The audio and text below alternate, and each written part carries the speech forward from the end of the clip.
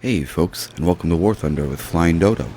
As part of the series on starting the American tech tree in realistic air battles, in this episode we will be flying out the P-36C.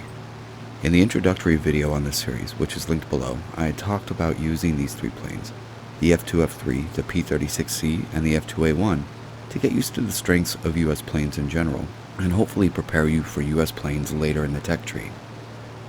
Let's talk about the typical US strengths this plane has that it shares with its higher-tiered stablemates. The first and most important, in my opinion, is this plane's energy retention.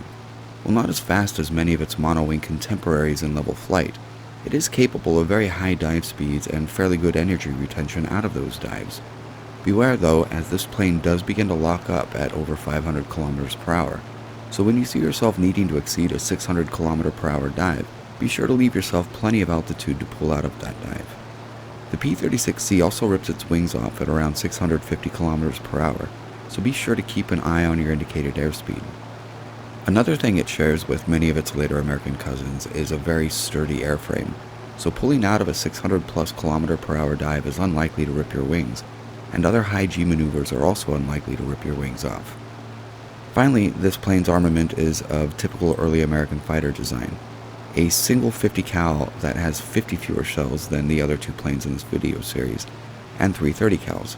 Again, somewhat underwhelming armament. As I've noted in other videos, the 50 cal is not consistent in its performance. Some days it wrecks everything, some days it does nothing at all. The very limited ammo of this plane will help you learn trigger control, which will translate to longer battle times without having to return to your airfield to rearm. The 30 cals seem best suited to occasionally lighting something on fire, but seem to do little else. Lastly, its roll rate is very poor, which can help you to learn to work around similar properties of many later US aircraft. Let's move on to the plane's characteristics that don't quite line up with later US aircraft's performance. First, this plane is best at mid-alt performance, somewhere between 3,000 and 5,000 meters. Second, while this plane has, in my opinion, lackluster rudder authority, it has very good elevator authority, and very tight turns in the horizontal can be made by flipping the plane on its side. While it loses energy quickly performing such maneuvers, it keeps enough to sustain horizontal maneuvers tighter than most enemies it will face. Third, this plane is capable of maintaining more than 19 meters per second climb rate up to 3,000 meters, albeit at a low airspeed. Speaking of climb speed, I do use manual engine controls in this plane to climb. Since the engine has no supercharger, there are no gears to change at altitude, so I'll often leave manual engine control on at 100% prop pitch and 85 to 100% radiator during the whole match. With all of that said, let's move on to the fight. I've flown out in this match with my buddy Captain Heiser. You'll probably see him in quite a few of my videos as time goes by.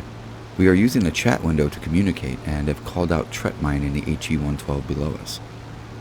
As I dive down to begin the engagement, I am suffering from quite a bit of lockup at this high speed. You can see the good elevator authority I talked about earlier as in this very tight loop. I do some maneuvering to shed some of that speed and keep my altitude advantage.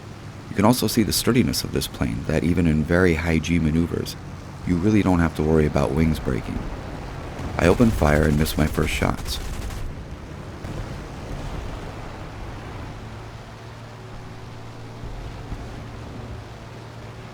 I roll over back on top of the HE-112 and begin short, controlled bursts. He loses his left flap, his right wingtip, and is set on fire. Kill number 1. Captain Heiser goes to engage the CR-42 and another HE-112 that are nearby, and I move in to follow. The CR-42 is actually the more dangerous plane in this engagement at this altitude. Captain Heiser passes them and then extends that pass. Going after the CR-42 would bleed me of too much energy, so I continue and take a couple shots at the HE-112.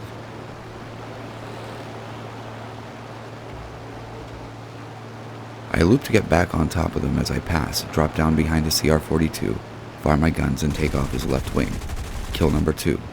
This puts me in a position to go after the second HE-112, but I miss my shots and turn in after him. I continue maneuvers to stay over him while he loses energy, and you can really see how much elevator authority the P-36C has, even at very low speeds. Using flaps and throttle, it's not difficult to keep my advantage over the HE-112. I drop in behind him now and begin shooting. I'm hitting him but not doing a whole lot of damage, but as you can see, with flaps extended, I can stay behind the HE-112 without too many issues, and I'm just waiting for some of my bullets to actually do their job and finish this plane. Something finally happens. I'm not sure if that was a pilot sniper or what, but he finally goes down. That's kill number 3.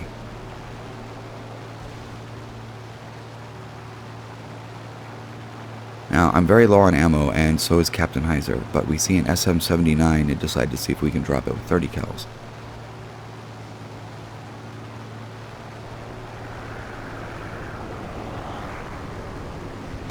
I somehow get a pilot snipe with one of my last few 50 cals before Captain Heiser can make the kill, and that's a lucky kill number 4.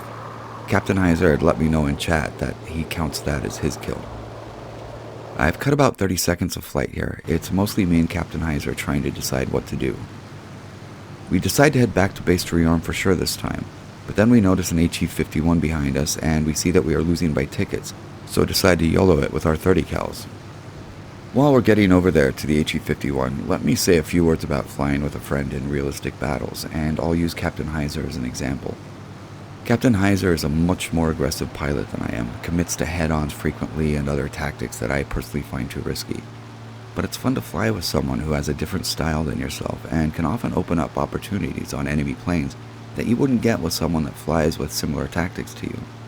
I think it helps to keep the enemy guessing what to do next when two different flying styles are being used against them. Considering I use my unsquatted teammates as bait constantly, having someone flying with you can guess frequently what their next move will be can be very beneficial, much better than random teammates from matchmaking. The HE-51 crashes, and there's no time left to return to base and rearm before we lose the match to tickets.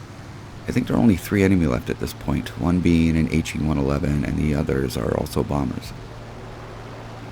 Captain and I decide to go after the HE-111 with 30 cals. This is a terrible idea, but we don't have a lot of other choices at this point. Captain had an altitude advantage over me, so has caught up the HE-111 before I did, but it's reached its airfield, and with the current state of AAA, I really don't want to get near it. So I wait outside of enemy AAA range for the bombers to take off to see if I can catch them taking off at low altitude. Captain Heiser dodged the airfield AAA and headed back out to avoid it, and now we see 2 bombers headed out from their airfield. This is going to be rough work with about half of my 30 cal ammo left and no 50 cal ammunition at all. I have cut about 45 seconds of boring footage here. I go after the Dodo 17, but my 30 cals are basically doing nothing to it. The F-2A that was also firing at it crashes somehow, and Captain Heiser is shooting at it too.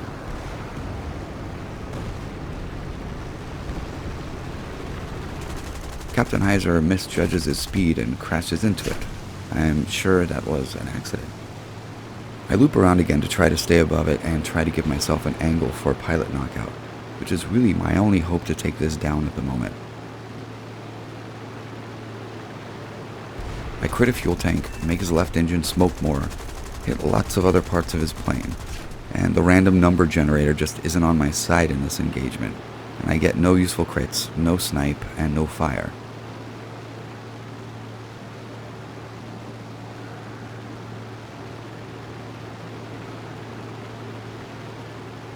Almost out of ammo, I decide to drop in and attempt to get his right engine before I run out.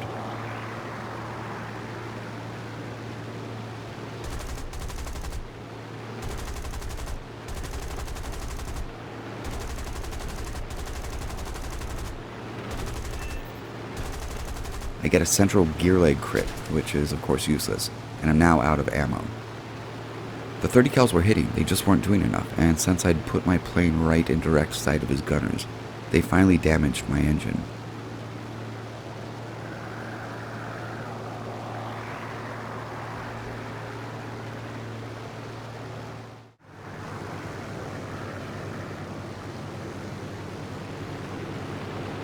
I notice the OS-2U attacking this Dodo 17 now, so I head back in close to the Dodo 17, and I'm trying to keep his gunners focused on me while the OS-2U finishes off the Dodo 17.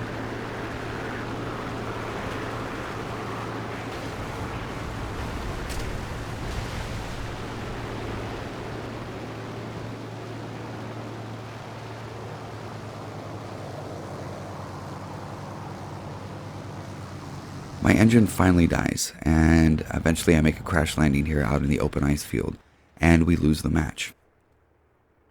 So we had made mistakes this game. We didn't rearm when we should have. We might have been able to return to the fight with a full ammo load and finish off the last of the enemy before the tickets ran out.